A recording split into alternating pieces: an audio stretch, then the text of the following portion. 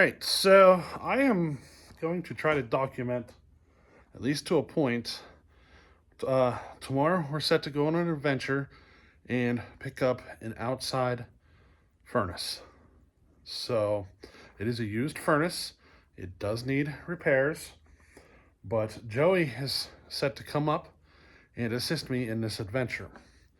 So the plan is to take my firewood trailer and put it on his truck because the furnace is going to be too heavy for the Ranger. The Ranger, well, I mean, I've hauled loads like this on the Ranger before. The issue is, like, I can hear my throw-out bearing rattling a little bit. You know, there's stuff like that, and I'm like, you know what? I better not take the Ranger. So Joey's going to come up and assist. But we're going to take the firewood trailer, and of course the firewood trailer has been getting used for firewood for a long time, and it needs cleaned up. So, like, take a look at this. I actually have it here. I've been going over the lights, making sure the lights are working, and you see there, I need to replace one of the lights in the back. But I got a mess there I got to clean up tomorrow. I'll wait until daylight. First thing in the morning, I'll come. I'm just going to take the tractor, stick the bucket on there, and scrape it out. You know what I mean? That should get her cleaned up, right? The funny part is, I know there's a hydraulic cylinder buried in there somewhere. There might be one or two other things, but yeah, we're going to get her cleaned out, and we're going to go on an adventure to pick up the furnace. I've just been actually kind of sitting here like, I can remember back in the day when we were running around all the time with our four-wheelers and stuff and going to trail rides and that, and you know, being out in the shop late at night working on the lights and stuff.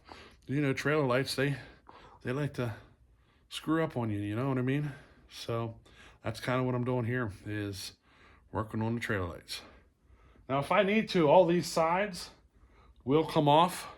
They just pop off, so I may go ahead and do that tomorrow morning. Just get all the sides off. You know what I mean?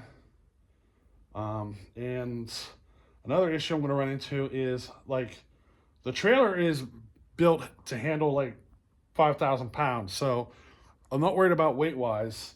The problem is I only put 1/2-inch plywood down. So I'm thinking about grabbing two 6x6s and putting them right over top of the frame going up through. You see where the frame is there?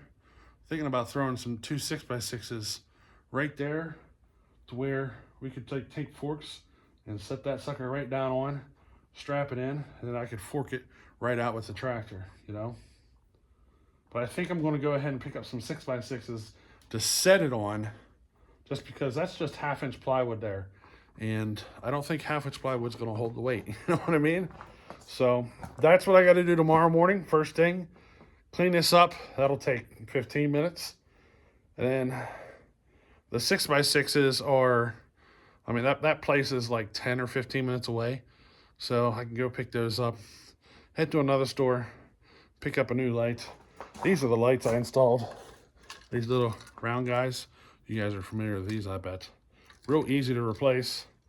So another store for that, and we'll be good to roll. You know? The funny part is I haven't renewed the license on this trailer in an extremely long time. So I had to get on the internet, and I went ahead and renewed it. I put a 5-year renewal on it. You know, it's only like $75 for 5 years, you know? So I went ahead, and she's going to be legal for several years now. Just ever since we moved out here, this trailer hasn't left. It's just been floating around the property here, getting used for firewood. I've never taken it and hauled anything with it in a while. So yeah, we've done a few videos on this trailer in the past, but now she's going on another adventure.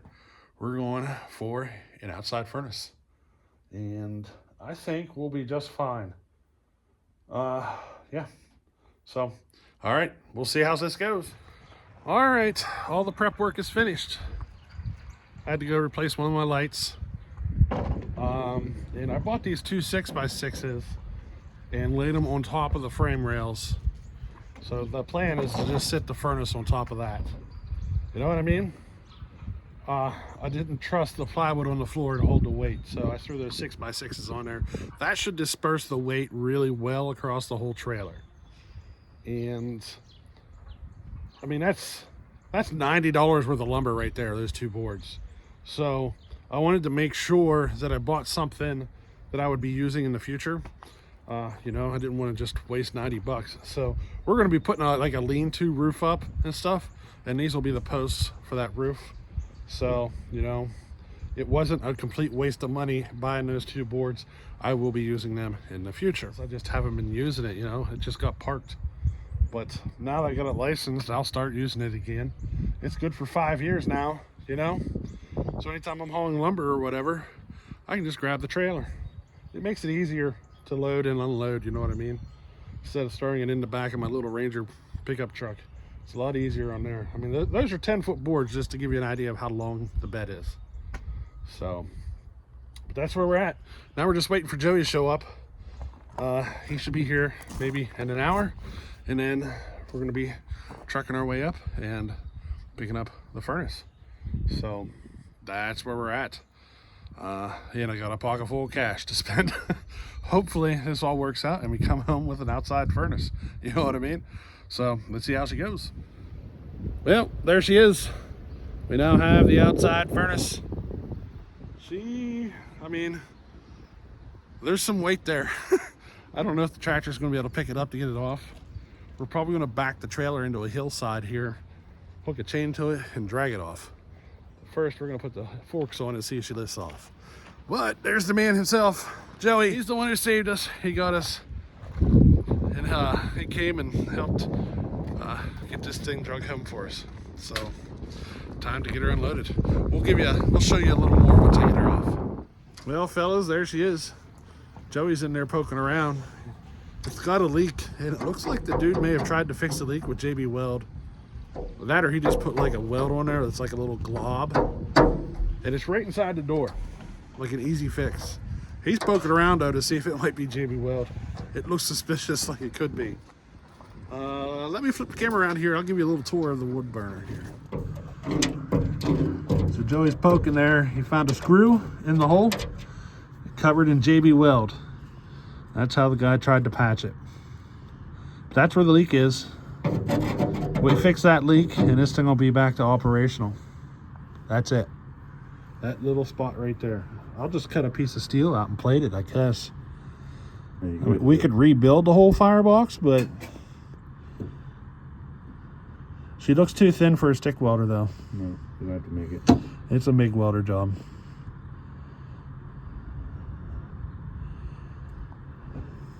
So our options is to just plate that sucker and get her up and running again, or rebuild the whole firebox. And I was talking to him about that. Like, I can almost plate the whole inside of this. It's just flat steel plates, the whole thing. So I could almost put plates on the inside, weld everything up nice and tight, you know? But then if it would leak, that would probably create a problem trying to fix it. Because that's all, that steel there, the other side is the water jacket. I don't know, for that little hole, I'm suspicious. I don't know, I feel like I should just plate it. You know what I mean? Paid $1,000 for this thing, a little patch, and if it lasts a couple of years, you know, in time we could look at rebuilding the whole thing. But until that time comes, I don't think that little hole is enough to justify rebuilding the whole firebox. You know what I mean? I just don't think it's enough to justify it. She's 4 feet deep. And he said on days like today, these warmer days, he filled it once a week. And the colder, you know, whenever it gets colder, you fill it up twice a day. So, yeah. That's it. There's the wood burner. So there's a thermometer to read the temperature. And it looks like a level here. It tells me how full the water tank is. Hi, Dad. This light and the switch here, so when the light is on, the blower is off. And when the light is off, the blower is on. It's to let you know whether or not the blower is on, because you don't want to open the door while the blower is on. You'll singe all your hair. You know what I mean? And you might notice there's 2 smokestacks. That's because if you look at the bottom here, down here at this little plate, that is where you can put an oil burner and have it set up for oil backup. As far as the plumbing is concerned, what was it? Send and return, or send and return. I can't remember. I know a guy that'll be able to tell me, but there's no pumps or nothing that came with it. We'll have to get all that, and it's pretty simple. Here's the thing that you set your temperature, keep the boiler running. He said the blower isn't very old, but that one little pinhole or whatever, that leak, that's what needs fixed to make this thing operational. Spent $1,000 for it, and I think we'll be able to fix that up and get this thing up and running pretty quick. I was expecting to do a full rebuild, but I don't think that little hole justifies a full rebuild just yet. I think we're a few years away from doing a full rebuild, and by that time I may choose to replace it altogether. So, you know what I mean? Get something brand new. But for now, I think we'll just go ahead and patch that. Now check this out. Here's the trailer right there. You can see where we kind of had to drag it up off the trailer. That worked out pretty good. Put it right up off of there. She's heavy. That tractor, man, that thing, it picked the rear tires right up off the ground trying to lift it. So we just took the chain to it and drug it off. But anyway, yeah, I'm gonna get back with Joey here and sort some things out. Right. Now, I was talking to the previous owner, and he did say it was pretty typical to stoke the fire once in the morning, once in the evening. That was real typical. But he kept some coal on hand, so if it got down closer to like 0 and so forth, he'd throw like a 5-gallon bucket or 2 of coal in there just to help out, you know what I mean? And that makes sense. So I will probably set up a little area and get a couple of ton of coal for those really cold days in winter. The thing I like the most is when he said when the warmer weather like this starts happening, you're only stoking the fire like once a week. So that I really like a lot, because we don't see those cold days every day, but this will help with these kind of spring days, these fall days and stuff. Just stoking that fire once a week, you know what I mean? Now he still had the book to the furnace, and this book, we're looking here, there's a 36, a 48, and a 60. We're talking inches. That'd be the size of the firebox. And we got the 48-inch firebox. So we got the middle-sized one is what we got.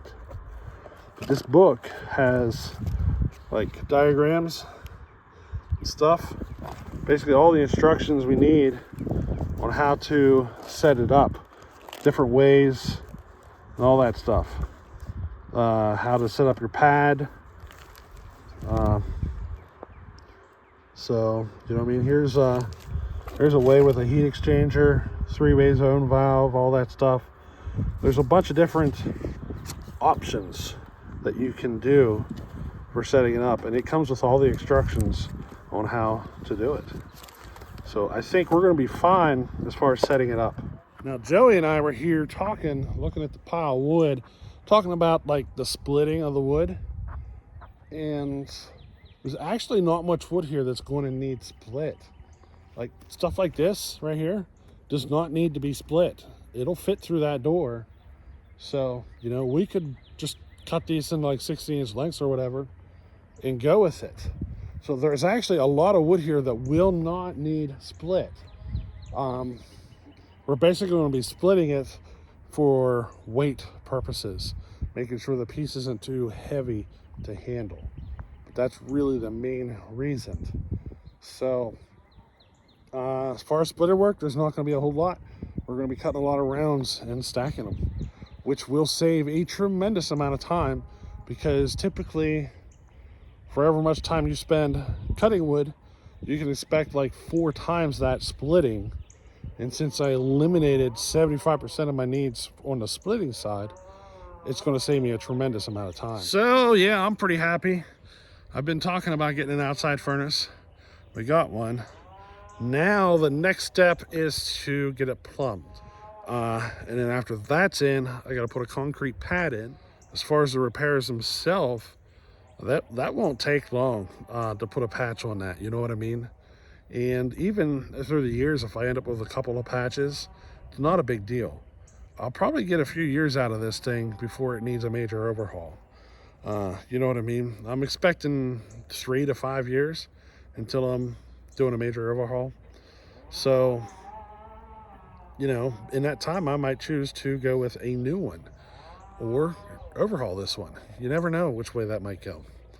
But this is basically starting me down that path to get the outside furnace in and, you know, save myself a lot of work, basically. So that's kind of the adventure that's been going on here this past couple of days. You guys kind of got to share in some of that. And I hope you enjoyed this one. So we'll catch you in the next one. Later.